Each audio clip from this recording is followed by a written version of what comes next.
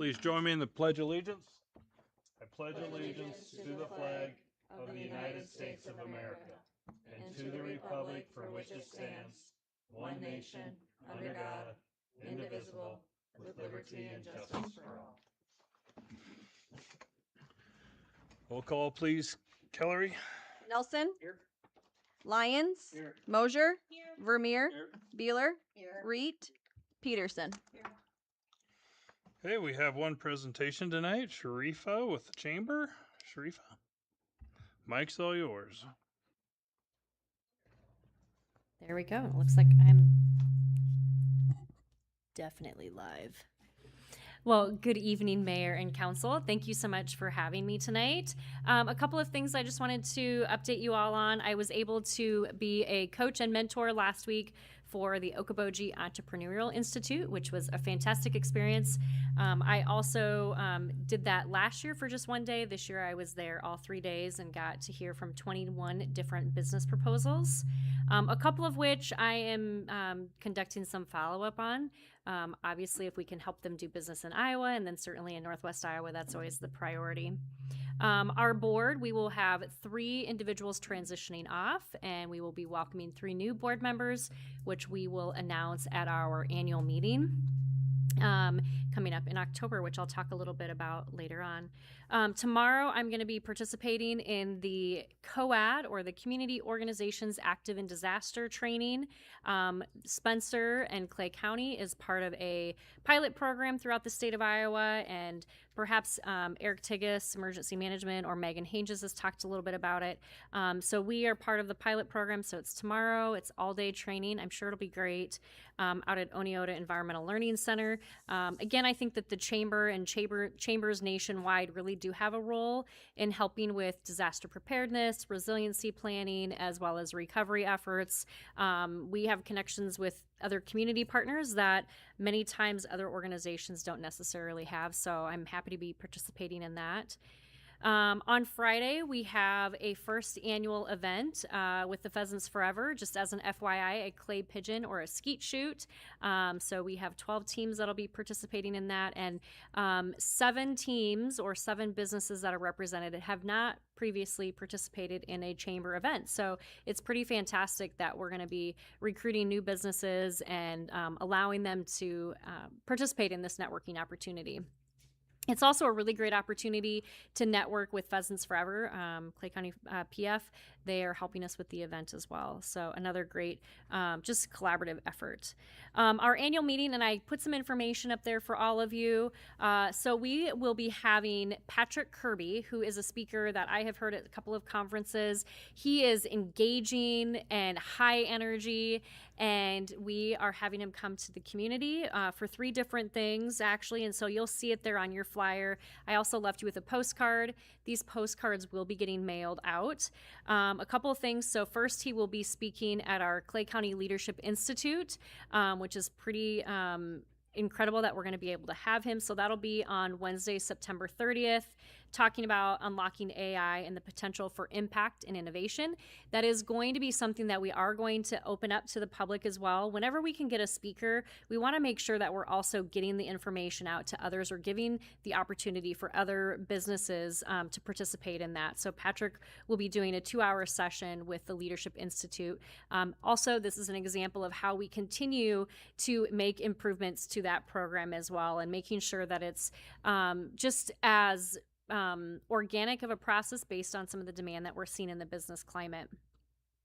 Then that evening, he will be doing a session on nonprofit fundraising. So one of the things that we will hear from, a lot of times the banks, but, it can be any industry, is that people in general that are coming and asking for funding or support, and sometimes, and many times it is the nonprofit organizations, it could be that they need a brush up on how they're requesting some support for their organization. So certainly it's open to anyone, but really want to make sure that it gets to the nonprofit leaders and those that are doing fundraising within those organizations. And then finally, on Thursday, October 1st, we will be having our annual breakfast meeting. And so we are, yes, having a breakfast this year. And this is a presentation actually that Patrick did for us at a multi state chamber conference in May. And it is Lead Like a Fifth Grader, and some really great takeaways. Again, he's extremely engaging. So just wanted to make sure that everybody had that information specifically for our annual meeting, but also for the opportunity of those 3 different events that you can take advantage of. So, and there's a little bit more of a description on the back of that sheet as well. The other thing I wanted just to talk about, because we're going to be starting next week, is our Clay County Leadership Institute. So this is our 3rd year of having a monthly program. So it is 10 months, August through May, for one full day. This year we are 1 shy of being full, which is pretty fantastic. So 13 students. And what we're seeing as well is those individuals that maybe haven't always participated in this level of training, which I think is really fantastic, and that we're training those that are going to be coming up through the ranks, and maybe they're new leaders or up and coming leaders within their organization. And so I think that's a really fantastic aspect of the program. This year, again, we've changed a few things. We have Bill Lee, who is a outside facilitator. He was chamber president and CEO in Gallup, New Mexico. He's going to be doing Clifton Strengths in the morning and DISC assessment in the afternoon, which will be great. They're reading a book again. We'll have a class capstone project. Patrick Kirby is a new speaker, and we're working on a few other new speakers too, just to really bring in some of those outside expertise as well that can talk to specific elements of leadership. So that first class is next Wednesday, and Bill Lee will be here for that. So we're really excited to get that started. And then finally, just wanted to open it up for questions. And I did leave, if anyone's getting an itch for traveling, the chamber is in international travel. So we have our Iceland trip, which is leaving in November. And then we did launch a trip to Ireland coming up in March as well. So any questions from anyone? Anybody have any questions for Sharifa? Okay. Thank you very much. Thank you. Have a great evening. Item 4 is the consent agenda. A is to approve city council minutes of August 3rd, 2026. Item B is licenses, approve ownership update of Norton Decor LLC.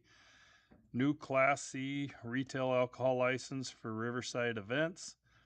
Renewal of Class B retail alcohol license for Dollar General Store number 30242. Renewal of Class C retail alcohol license for the Hen House in Peckish at the Hen House. Subject to final approval by local police and fire department and the Iowa ABD. Item C is to approve Cotton Grove Farm Management to execute U.S. Department of Agriculture FSA document. Item D is to approve pay estimate number 1 for 2026 RISE PCC paving project, contract number 1 with DeLoss Construction for $411,298.96. Item E is to approve pay estimate number 1 for 2026 RISE PCC paving project, contract number 2 with DeLoss Construction for $46,031.71. Item F is to approve pay estimate number 3 for the 2026 splash pad at Riverview Park project to Woodruff Construction for $157,797.27. Item G is to approve memorandum of understanding with Northwest Iowa RSVP. Item H is to approve right-of-way permit application for Wheezy Lounge and Grill on Wednesday, September 9th, 2026. First by Lauren. Second by Tom. Any discussion on any of these items?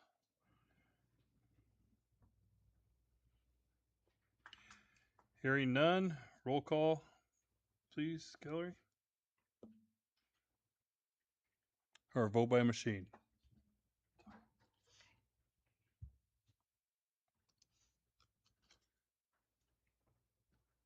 Nelson, I. Lyons, I. Mosier, I. Vermeer, I. Beeler, I. Reed, I. Peterson, I. Consent agenda passes. Item number 5 on the public hearing is a public hearing on proposed plans and specification, form of contract, and estimate of cost for the 2026 municipal golf course cart path HMA overlay project. I declare the public hearing now open. Any written comments against? We have none. Any oral comments against? Seeing none. Any written comments in favor of? We have none. Any oral comments in favor of? Seeing none. Item 1 is a resolution approving and confirming plan specification, form of contract, and estimate of cost for the 2026 municipal golf course cart path HMA overlay project. First by David. Second by Julie. Any discussion on this? Hearing none, vote by machine.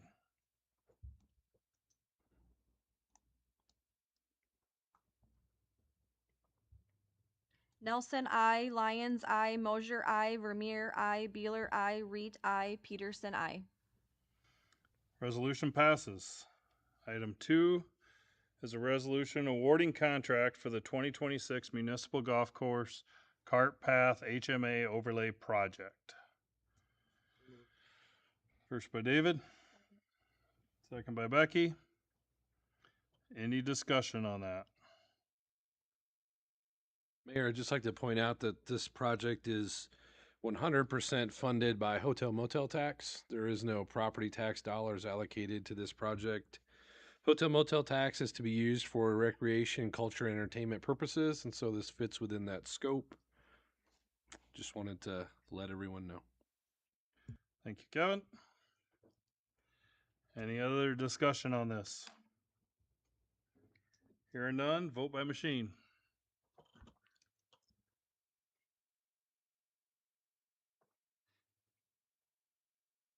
Nelson, I. Lyons, I. Mosier, I. Vermeer, I. Beeler, I. Reed, I. Peterson, I. Okay, resolution passes. Item B is another public hearing on community development block grant disaster recovery CDBGRDR buyout demolition application and the community development housing needs assessment. That's a mouthful. Okay, I declare the public hearing now open. Any written comments against? We have none. Any oral comments against? Seeing none. Any written comments in favor of? We have none. Any oral comments in favor of? Seeing none, I declare the public hearing now closed. Item 1 is a resolution in support of the buyout and restoration of the areas encompassing tracts of land described as adjacent to the Little Sioux River and confluence of the Little Sioux and Ocheyedan River across the northwest, southwest, and southeast quadrants to natural open space. First by Julie, Second. second by Amy. Any discussion on that? Hearing none, vote by machine.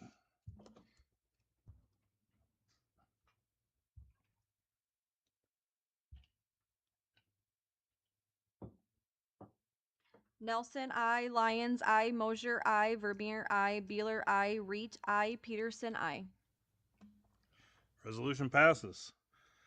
Item 2 is a resolution adopting a citizen participated plan for the Community Development Block Grant, CDBG, program participation. First by David, Second. second by Amy. Any discussion?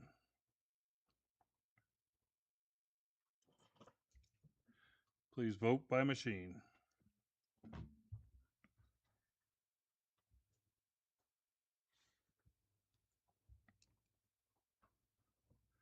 Nelson, I. Lyons, I. Mosier, I. Vermeer, I. Beeler, I. Reed, I. Peterson, I.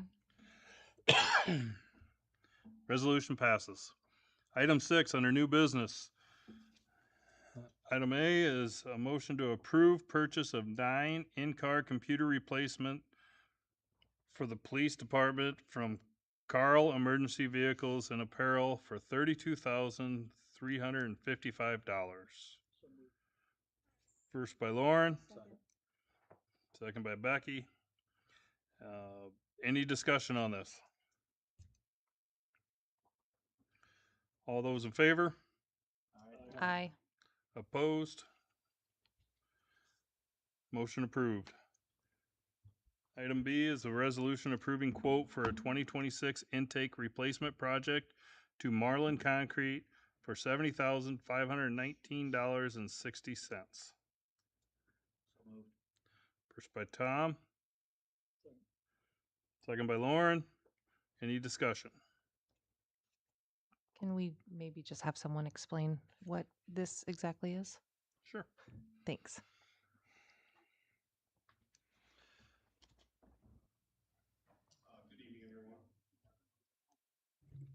On. So the intake replacement project is a maintenance project that we've been seeing. It was once a year, and then we went to every other year. But it's back in the CIP this year. We had one bid. We're planning to replace 5 intakes around town. Pretty much involves tearing out the old intake, removing the pavement, building a new intake in the same spot, and then replacing the pavement there. So the budget for this project will replace 5 intakes. So Ross, can you touch on the role of intakes as it relates to the storm sewer system? yeah, so the intakes or catch basins are what receive the storm water that runs down the gutters, which is then put into a pipe and dispersed to whichever place it's going. So, and I would say typically the street department also replaces intakes. So Mark, Public Works, have set this maintenance project up to help them out so they can be working on other things. So, any questions? Any other questions? Thanks, Ross. Thanks. Okay, we got a first and a second. If there's no other discussion, vote by machine.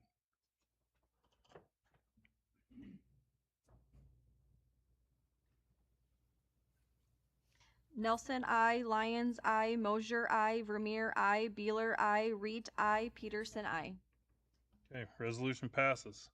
Item C is a resolution designating the finance director as the city officer authorized to issue Visa cards to other designated officers and employees. First by Lauren. Second by Becky. Any discussion on this? Seeing none, vote by machine.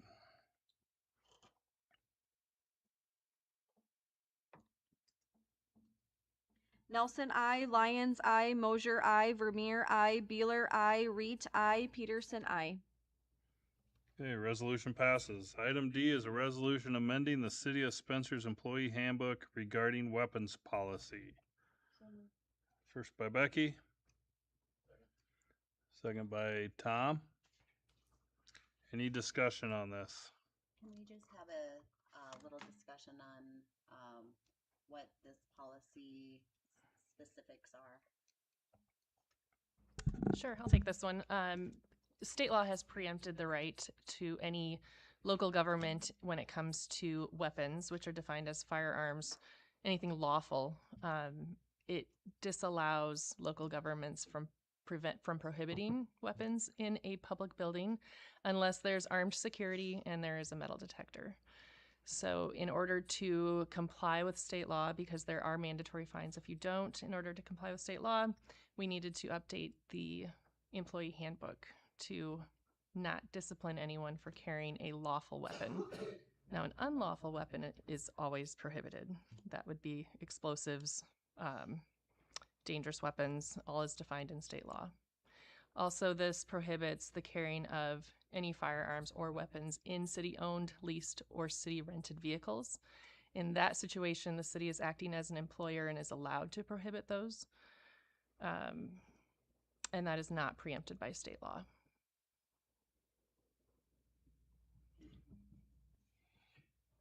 Any other questions? Thank you, Gary. So resolution got a first, second, roll call, please, or vote by machine.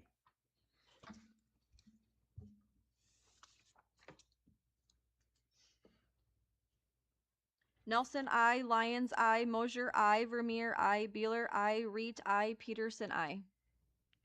Okay, resolution passes. Item E is a resolution to provide for a notice of hearing on proposed plan specs, form of contract, and estimated cost for the 2026 Fourth Avenue West Drainage project. Letting date is September 3rd, 2026, and hearing date is September 8th, 2026. So moved. First by Amy. Second by Becky. Any discussion on that?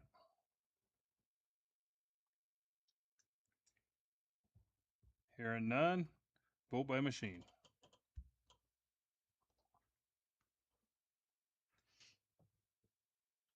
Nelson, I. Lyons, I. Mosier, I. Vermeer, I. Beeler, I. Reed, I. Peterson, I. Okay, resolution passes. Item 7, Finance Director Report. Good evening, Mayor and Council. I had 4 attachments with my report for you to review. First of all, we'll go over the treasurer's report. You'll notice we received $255,653 in interest last month. Just under $140,000 of that was interest from a 12-month CD that matured. That CD and the money market at Northwest Bank have been rolled over into another 12-month CD. The Clay County Assistance Fund is no longer on the treasurer's report. I'm happy to report. We found out that those were all 100% donated funds, not city funds. They were used to help some people out that were down on their luck, maybe needed a gas card or something to help them. Chart now takes care of that, so the bank has transferred all that money to Chart. On the outstanding obligations report, this report is due to the State Treasurer's Office by August 29th of each year.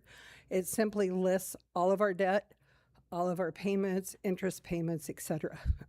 I thought you guys might be interested to know how much the GO debts are, the SRF debts, etc. On the street finance report, that report is due to the Iowa Department of Transportation by December 1st each year.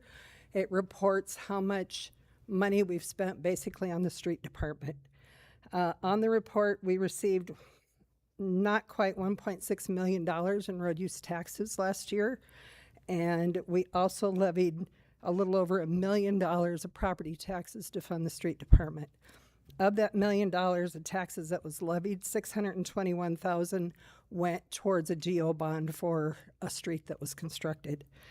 The report also breaks down how much we spent in street lighting, how much we spent in street cleaning, snow removal, etc. And then in the general report, we're only 8.3% into the budget year. You'll notice that Special Revenues Fund is over that 8.3% due to the FEMA funds that we received in July. On the expenses, the public safety expense is at 35% already due to the SEDC buyout of the houses for the flood damaged houses. Those were not budgeted last March, so it will require a budget amendment as we get further into the year. Other things that are going on, we're still working on the past due accounts receivables. Next month, we'll be bringing a resolution to the council to assess some of our past due accounts receivables to property taxes for those owners that still own their homes. The auditors will be on site September 30th, October 1st and 2nd. And Mark White and I are still working on the roll-off dumpster numbers that we were asked to work on at the Committee of the Whole last month. Is there any questions? Thank you. Tina, thanks, Barb. Item 8, engineer report. Ross? Good evening again. I'll give a brief update on some of the construction we got going on for the city. We'll start with the RISE project. On 32nd Avenue West in the South Tech Park, which is contract number 1. Since the last meeting, they've completed the underground utilities within the subdivision. They finished the excavation for the street, and they've subgrade prep. They've placed sub-base material, and DeLoss Construction paved the first 580 feet of the street today. They're hoping to pave the rest of the main line on Wednesday, after which they'll work on paving the cul-de-sac out there. On that portion of the project, they still have to complete the storm sewer work along the north side of West 4th Street. That's from 32nd Avenue going back towards the South Tech Park to establish a storm sewer outlet. On the 4th Avenue West portion of that project, CenturyLink relocated a fiber optic line last week that was located over the proposed sanitary sewer. Salzma Brothers is the underground contractor on that project, and they started laying sanitary sewer main today. So they'll do sewer main, water main. They've got some tile to put in for sub drains, and then DeLoss will be in to pave that. And it's probably, we're thinking it won't be open for the fair, but they're doing what they can. They had a little bit of a hold up with relocating that fiber optic line. So moving on to the seal coat project, Blacktop Services was in last Tuesday, started seal coating. They finished up on Wednesday midday. They seal coated about 32 blocks of street pavement in about a full day's work. So that project went well. And then we've continued to work on quite a few other projects, getting stuff out for bids, taking bids. There'll be a lot more construction starting. So we also did take bids for the Avgas fuel cabinet replacement out at the airport. We took those about 10 days ago, and that project was awarded to Metco. They actually just replaced the Jet A fuel cabinet about 2 years ago. So they're a well-known contractor and should do a good job out there. So also at the airport, the 8-plex T hangar is enclosed. And pretty much the only thing left in the building is they got to finish the firewall and paint the firewall. And then the seeding contractor is actually out there right now getting some seed put down before it rains again. So that project's getting close to being done. So any questions? Ross, 4th Ave will be open enough to get campers in and out for the fair and that far up, right? Yeah, so there's a road closed ahead sign, I think, down by Casey's, and Right. it's really not closed until you get up to QRS. So the north side of QRS. So it should be open for campers. Will they push that road closed back a little bit so people realize they can get at least in there to Yeah, create less confusion? Or Yeah, I'd say, we can make things work for fair traffic. We just we may need to add another sign on the other side of the road so that people are well aware. A lot of times if the sign's not in the way, people don't see it. So any other questions? Any other question? Thank you, Ross. Thank you. Wes with Bolton Mink gave everybody their update on the splash pad and the 18th Street Trail segment. Both of them looks like substantial completion date is October 30, 2026 to be noted to the public. It doesn't mean the splash pad's going to be open come October 17th, but they're supposed to have it done by then. So, next item, city manager report. Kevin. Thank you, Mayor. A couple items. Staff's been busy working on the e-bike ordinance feedback that you gave us at the last committee meeting. We'll have a draft for you to review at an upcoming committee of the whole. Reminder of the landfill tour, the 24th at 4:00 p.m. In my report, I just wanted to touch on why we want to do that. KCN manages, from an engineering perspective, our landfill, and it was a request by Jim to have the council over. There's several new members. One of the things that we'll talk about is the life expectancy of the current landfill, and just wanted to show you how the permitting works, things of that nature. As a reminder, about a year ago, the council approved a efficiency study of operations of the landfill as well as our sanitation department. The landfill portion has been completed, and we're now on to the sanitation portion of that. So this tour dovetails into the timeline of learning more about the landfill and the financial assessment of the landfill. You'll note September 21st is an upcoming committee of the whole meeting with PFM. Matthew Stoffel will either be in person or will be on video to discuss the next round of wastewater treatment fees related to the improvements that will occur at the new plant.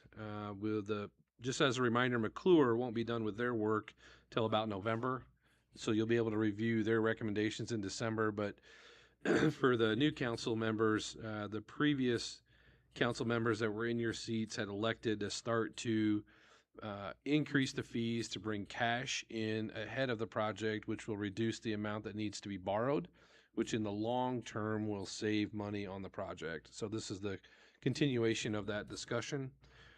RFP for demolitions of the houses should be out within the next 45 to 60 days. There's some federal government timelines that we're waiting for from the state to approve. But when those approvals come, we will release the RFP for demolition. So the expectation the public should have is by Thanksgiving or Christmas, you should see a significant amount of the properties that are being purchased be removed from those neighborhoods. Wednesday, this week Wednesday, we meet with Homeland Security to put the beginning of the final touches on our disaster relief process with FEMA. We've got an obligation on most of the projects, and now we'll move into timing of projects to execute on repairs such as trails, culverts, things of that nature. Commercial waste discussion will continue in the month of September. Barb has a model pretty well done that she requested to see what the impact would be if we did not, or if we allowed commercial waste to be picked up by somebody other than the city of Spencer. I'd like to thank the YMCA for a successful season at the pool. We've continued to strengthen our relationship with the YMCA every year. This year they took over all of the operation except water testing and grounds. So they do our membership, they supervise the lifeguards, they provide the general manager, they run the store, the little concession stand that's there. So we wanted to really let them do what they do well and do what we do well. And so what we do well is grounds maintenance and water testing. They took care of everything first year for that. I think it worked out very well. So thank you to them. And then a quick update on the West 18th Street Bridge project, still on target for October to be completed. So by Thanksgiving, should be well into the process of having traffic going over the bridge on a daily amount. So with that, I would entertain any questions you might have. In regards to the house demolition, does that include the apartment buildings on the south end, or is that a separate? Yes, so there'll technically be 3 different demolition programs happening, but they'll all be happening at about the same time. So from a public perspective, it'll look like one big project where we're doing multiple demolitions of the local buyout program, the FEMA buyout program, and then the apartment complexes that are on the imminent threat program. Yep. Any other questions? Okay. Thank you, Kevin. Under Mayor's report, I got a couple commission appointments. I need a motion to approve the following commission appointments. The first one is Civil Service Commission for Michael Wimmer. Term expires June 30th, 2030. 2 is the Historic Preservation Commission for Steve Baumgars. Term will expire June 30th, 2029. So, sorry. First by Lauren, second by Jim. Any discussion? Hearing none. All those in favor, say aye. Aye. Opposed, same sign. Motion approved. Mayor's report, there's quite a bit different things going on. I too was at the Okoboji Entrepreneur Institute for the whole week last week. There was 32 students, and all these students are from area colleges: Iowa State, Dordt, Northwestern, Buena Vista, and Iowa Lakes. So out of these colleges, they sent, and UNI, excuse me, they sent 2 to 3 students to it that are interested in owning their own business. And like I said, there was 32 of them there. I was able to coach and mentor different students. Very interesting. It's kind of rejuvenating on our younger generation. They were excited. They got some very good ideas, and like Sharifa said earlier, we hope we can pull a few of them into the Northwest Iowa area to start businesses. And there's a couple of them that we'd like to get into Spencer area too. So a very good program. Thanks Iowa Lakes Corridor for being the team that really puts that on. This year was the 20th year for it. It's hard to believe it's already been here for 20 years. But it's a very good organization. I'm sure it's going to be here another 20 years or longer. So, I got the privilege to meet 4 new Spencer teachers the other morning. I got to sit with them a little bit and talk to them, young, coming into Spencer. So just give them some ideas and some updates, and really pushed, getting into service groups and Kiwanis, Daybreaks, and all the different ones were announced that they can be a part of. Along with, I got to meet the new manager of Hy-Vee, Zach, who was nice to see that change, moving his family from Council Bluffs to Spencer. And so there's another young and some quite a few students that will be attending Spencer schools. So next item is Labor Day. The city hall will be closed on Labor Day, so you'll notice most of the meetings got moved to Tuesday. Since that first Monday of September falls on Labor Day, it will be the September 8th on Tuesday, which I'm sure Kevin will tell you on the council committee reports here, the dates, but just a reminder that City Hall will be closed Labor Day on September 7th. Another sad news that came to my attention is our long-term SMU partner, Karen Leiniger, will be retiring, and this will be her last council meeting of video in this, and we wish her the best. I'm a little jealous. I'm ready too, but good luck to you, Karen. She will be having a come and go at Spencer Municipal Utilities Spencer Room from 2:30 to 4 o'clock on August 28th. So I'm sure I speak for everybody here. Thank you for all you've done. We wish you the best. And whoever's replacing you has some huge shoes to fill. So, one other thing, a couple years ago, right before the flood, the council requested a consulting group, Henson Consulting Group, to look over our codes, look over some of our different things.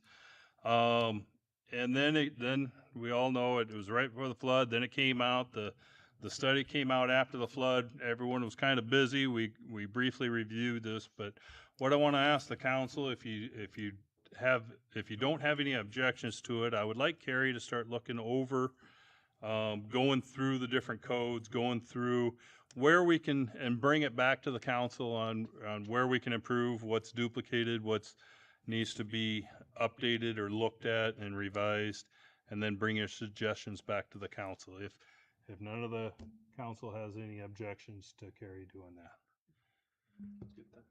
Okay. Do you have a timeline on when you want that brought back to council?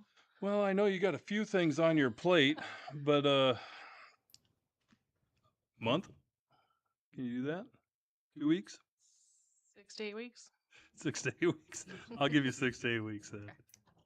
And if you don't know, she's got all the buyout stuff to try and figure out, and a lot of deeds and different things. So she's got a lot on her plate. But I want to bring this back to the forefront, since we weren't able to do it, and we paid money for this consulting group, and I think Carrie's the best person to rehash this and look this over. So, with that, any questions for me?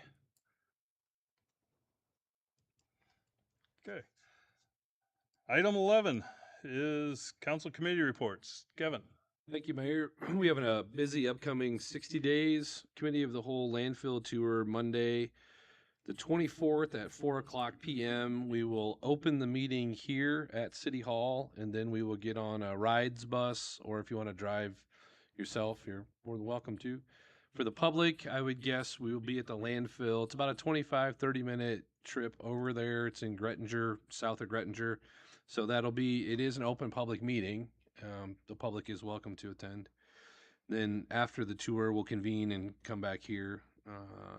Then Committee of the Whole meeting, September 8th, 5:00 p.m. That's the continuation of the e-bike discussion and the commercial roll-off dumpster discussion. Regular City Council meeting following that at 6:30. Committee of the Whole meeting, September 21st. That's the sewer rates and flood insurance topics. We do have the project dollars from the fire station. The council had requested what that project would cost to mitigate the boilers up out. So we do have the engineering number for that project. We can discuss that then. And then regular city council meeting following that at 6:30 p.m. Any questions? Thank you, Kevin. Item number 12 is to approve bills and claims. Need a motion? So moved. First by Julie, second by Amy. Any discussion? Hearing none. All those in favor? Aye. Opposed? Same sign. Motion approved. Item 13, other business or opportunities to address the council.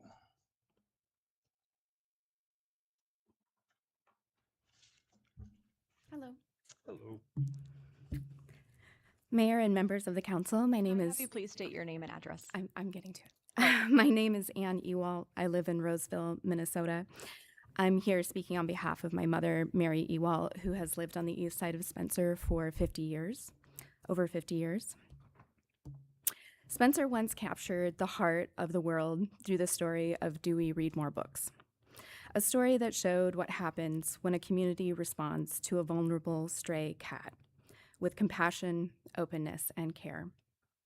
That legacy defined Spencer globally as a town with a warm heart and community values, strong community values. Today, the operational reality of your municipal animal control program tells a very different story. One that replaces that proud legacy with bureaucratic roadblocks and administrative hostility. Where there was once openness, there is now secrecy. Residents calling city dispatch or contracted impound clinics are forced to provide personal identification before staff will even confirm if a lost pet is in impound. Gating basic public information behind mandatory personal registration is completely counterproductive to lost pet recovery and transparency. Where there was once community care, there is administrative waste. Caregivers managing community cats are subjected to redundant vaccination charges, shifting classifications, and changing rules without explanation. Where there was once shelter, there is now stonewalling. Right now, a neutered cat named Tommy, suffering from a chronic medical condition that was stable in his territory, his home territory, has disappeared for over a month after entering your contracted animal control system. When concerns were raised publicly, shelter leadership reacted with outrage. Yet to this day, the city's contracted provider refuses to clarify his basic disposition. A licensed regional rescue partner has repeatedly offered a zero-cost transfer to take him into their care, unburdening Spencer taxpayer dollars. Yet your contracted provider refuses to answer their calls or clarify if he is even still alive. My mother cared for this cat for 8 years. She found him as a kitten in a garbage can at the car wash, not unlike Dewey being discarded in the library book drop. It has been heartbreaking not knowing his fate, especially when he disappeared the same week my father passed away. An organization receiving municipal funds to perform a public function cannot hide behind a wall of secrecy when asked for a basic accounting of an animal taken under city authority. Proverbs tells us the righteous care for the needs of their animals. My mother has done that her entire life, providing faithful stewardship to cats while carrying the immense burden of nursing my father in hospice. Punishing citizens who provide quiet care for local animals, especially while navigating heavy family hardship, does not reflect the values this city claims to stand for. Throughout the weeks we've spent navigating this confusing trap and impound network, in the literal days leading up to my father's death, and while our family was planning his funeral, not a single city official or contracted representative that we interacted with offered a word of condolence, let alone basic human empathy. You may not like that I'm here. You may not like what I have to say, but I'm still a person. Instead, my family was met with bureaucratic runarounds, shifting rules, financial demands, and cruel personal attacks on our family's character from representatives of this city. That isn't just a policy failure. It is a profound failure of basic civic decency. There is a direct line between how a system treats human beings and how it treats animals. When an animal control apparatus becomes so hardened that it meets a grieving family with callousness and spite, it has lost the fundamental capacity for empathy. And when empathy is gone, the animals in its care, like Tommy, are no longer treated as living creatures deserving of stewardship, but as mere administrative inconveniences to be hidden away. I am grieving many things right now, and among them is the pride I once had for my hometown. A city cannot value its legacy of compassion to Dewey while running an uncodified animal control system that operates on personal conflict, ignores partner rescues, and creates ongoing municipal liability. I once again urge this council to restore transparency of its impound records, hold your contractors accountable, and institute clear, standardized TNR ordinance protections. Thank you. Thank you, Ann. Anyone else want to address the council?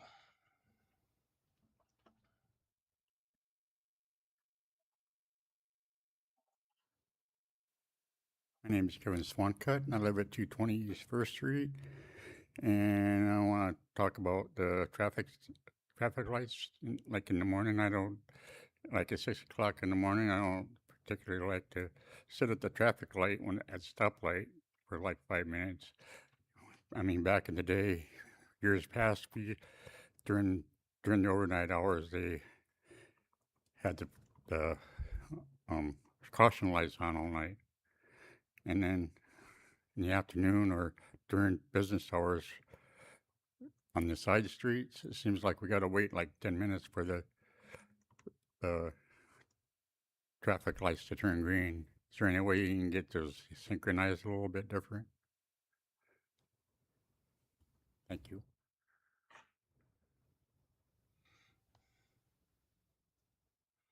Okay. Any other opportunity to address the council? I'll just real quick respond to you, sir. I wouldn't have any idea where to start to answer that question, but I imagine it's something that we can certainly look into for you. I imagine either the police department or Public Works or whomever controls those, we may be able to at least look into it and take your feedback. You're welcome. Okay. Item 14. Need a motion to adjourn. Second. First by Becky, second by Jim. All those in favor?